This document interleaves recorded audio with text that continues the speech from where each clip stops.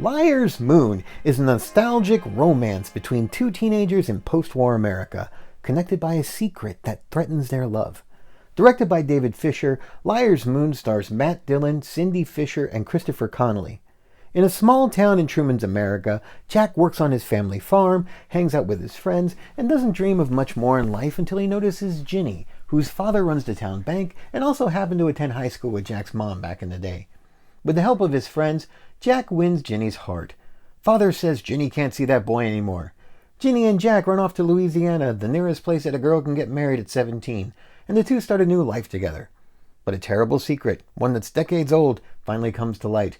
Will Jack and Ginny survive the truth when it's revealed? The story behind Liar's Moon begins with Billy Hanna, an entrepreneur and movie fan who began commuting between Houston, Texas and Hollywood. On the outskirts of Houston, he heard a song on the radio by Harry Chapin, a folk tune called The Mayor of Candor Lied. The song inspired Billy with a story of his own. He called his daughter Janice, attending college in Tennessee, and convinced her to help turn his story into a script. Soon, Billy started a production company and brought Hollywood to Sealy, Texas. The small town of Sealy, Texas was cast as the backdrop for much of Liar's Moon, and it really augments that bygone days feeling. This film is as nostalgic as the walls of a Cracker Barrel restaurant, particularly in the first half. The film gets as sentimental about small-town life as with the young lovers themselves. Some viewers will find that charming and soothing. Others may just think the movie's too slow.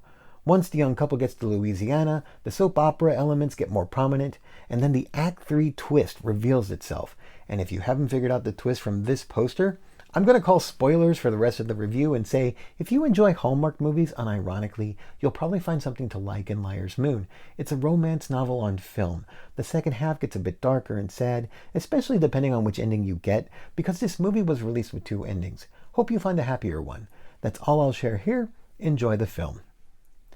For you exploitation fans, there's a reason that Crown International thought they could sell this picture. It's different from the studio's usual calculated, provocative fare.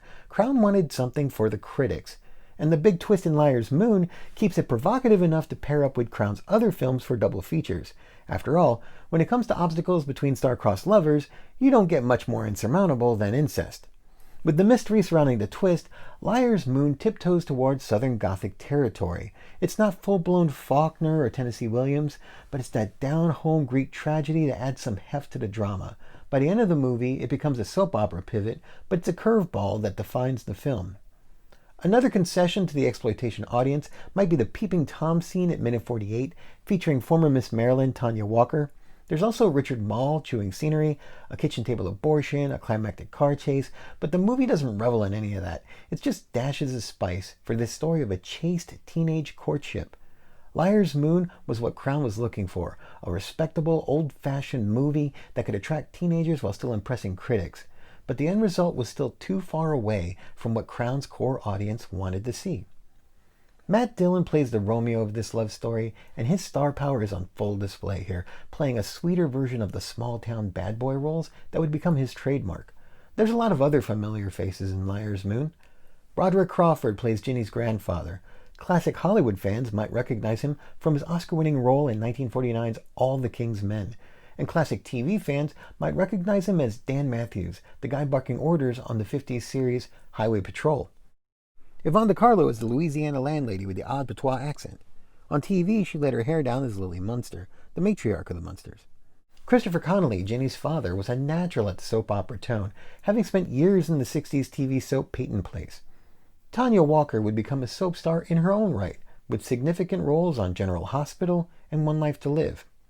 Susan Terrell, the friendly neighbor that works nights, has a performance miles away from the insanity she brought to Queen Doris of the Sixth Dimension in the 1980 Oingo Boingo film Forbidden Zone.